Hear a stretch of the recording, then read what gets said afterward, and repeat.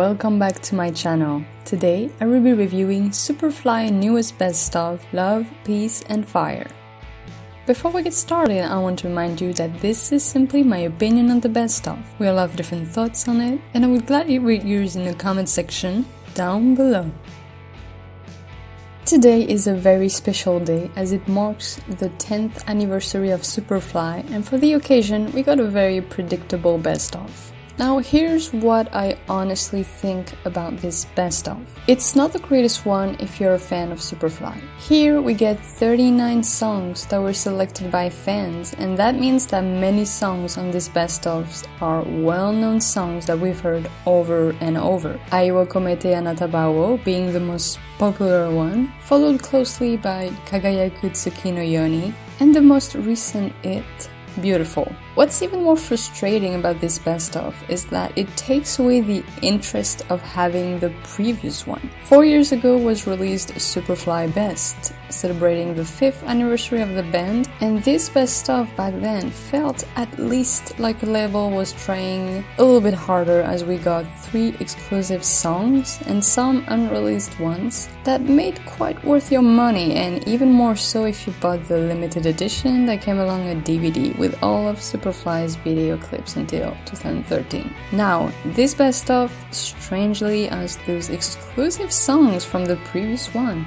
We got Starting Over and Billy Emotion, which really takes with the purpose of Superfly Best. We, however, do get a song that was never released anywhere except on YouTube, and it's the song You and Me, which is a song that was composed and written by Shio herself when the 2011 tsunami happened in Japan. It's a very raw song that is quite amazing, so it's a little bonus. Anyway, this is my biggest concern about this best of, the lack of exclusive content if you are a fan. But now let's talk specifics and why I actually think this best of is worth your time.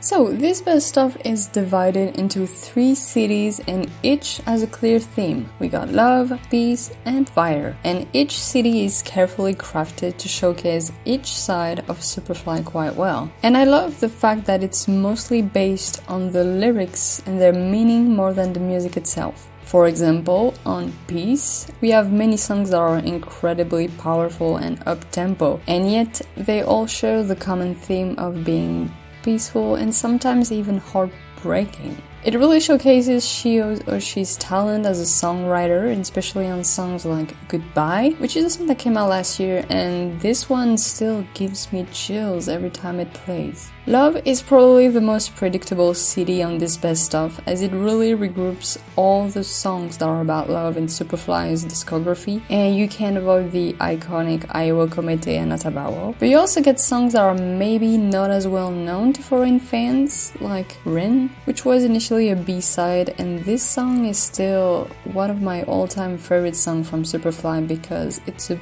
beautifully crafted song that takes you only with its simplicity and raw emotions. The fire section of this best of is also quite interesting, showcasing all the hits once again of Superfly, and it might be the most well-known of all, as we get songs like Alright, Force, How Do I Survive, or the most recent ones like 99 and Kuroi Shizuku. What I like about the track list is that everything is really well organized. Every songs flow incredibly well, and there's a nice showcase of what a 10 years career span is like.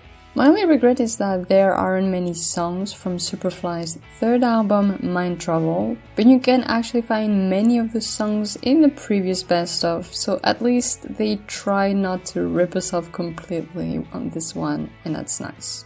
I think, in all honesty, that if you've never really listened to Superfly's work, or barely know anything about music, then this best of is quite complete to get into her work. Of course, I still think her albums are more worth a try because they are all absolutely incredible pieces of music that deserve to be appreciated, but this best of is a way to celebrate 10 years of constant quality that has never diminished over the years, and that in itself is an even bigger accomplishment.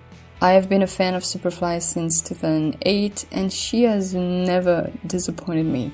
Every new song, new single and albums has me excited because she's a singer who keeps on reinventing herself, on trying new things, while still having a very own voice and music style that makes quite unique even 10 years later.